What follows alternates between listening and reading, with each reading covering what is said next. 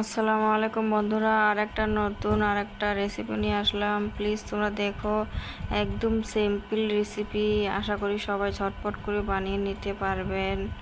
দেখো, কাজের যেদিন বেশি চাপ থাকে সেদিন এটা সিম্পল রেসিপি ঝটপট করে বানিয়ে নেওয়া যেতে পারে। প্লিজ, আশা করি তোমরা ভালোই আছো, আমিও ভালো আছি। আল্লাহর অশেষ রহমতে তোমরাও ভালো আছো। দেখতে থাকো ভিডিওটা। কি বানালাম আমি ভিডিওটা। এটা আছে কাঠ কচু, কাঠটা আছে না, ওটা বানাইছি। জানি না তোমরা কি বলো। এই দেখো, এটা বলি আমরা কাঠ কচু। তোমরা কি বলো প্লিজ একটু কমেন্টে জেনে বলো আমাকে। কি বলো তোমরা এই কচুটাকে? এটা আছে না, এটা যেটা আমি হাত দিয়ে নাড়বা লেগছি, ওটাই বানাবো আমি কেটে। দেখতে থাকো পুরো ভিডিওটা। আশা করি তোমাদের ভিডিওটা ভালো লাগবে বন্ধুরা। আর এটা দেখো, আমি কেটে কেটে নিয়েছি, ছোট ছোট করে কুচি কুচি করে কেটে নিয়েছি ছিলে। কত সুন্দর হয়েছে কাঁটাটা। প্লিজ যারা আমার চ্যানেলে নতুন আছো, প্লিজ তারা সাবস্ক্রাইব করে নিও। আর যারা সাবস্ক্রাইব করেছো তাদের জন্য অসংখ্য ধন্যবাদ। প্লিজ একটা লাইক কমেন্ট করে যেও বন্ধুরা, আর ভিডিওটা ফুল ওয়াচ করো। এখন এটা আমি ধুয়ে নিব,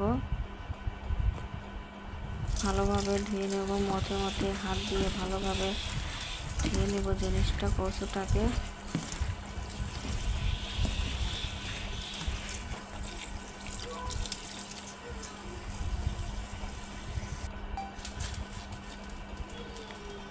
এই যে কড়াতে তেল দিয়েছি, এটা দিলাম জিরে, দিয়ে দিলাম গোটা জিরে।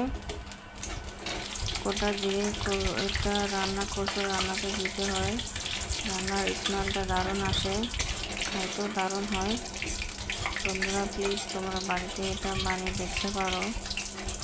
যারা বানাও তারা তো জানো, যারা বানাও না তারা বাড়িতে বানিয়ে দেখতে পারো। এখানে মরিচ দিয়ে দিলাম আমি।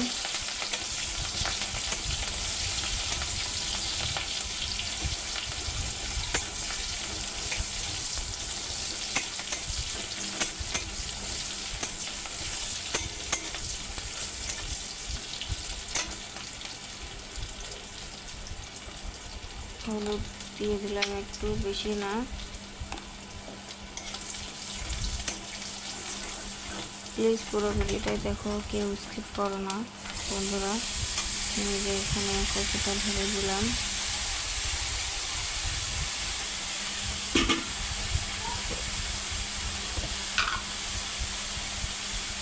লবণ দিয়ে দিলাম। লবণটা একটু কমিয়ে দিতে হয়, জিনিসটা মিলিয়ে যায় না, টপ করে মিলে যায়, তখন লবণটা বেশি হবে খাইতে।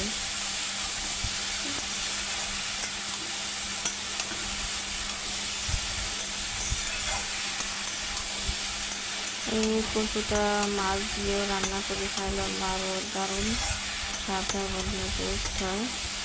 আমি এমনি একটা ভাজি করলাম।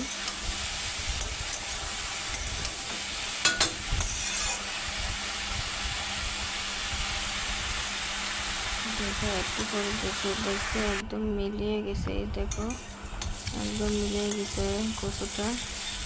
একটু করে আমি নামিয়ে নিব।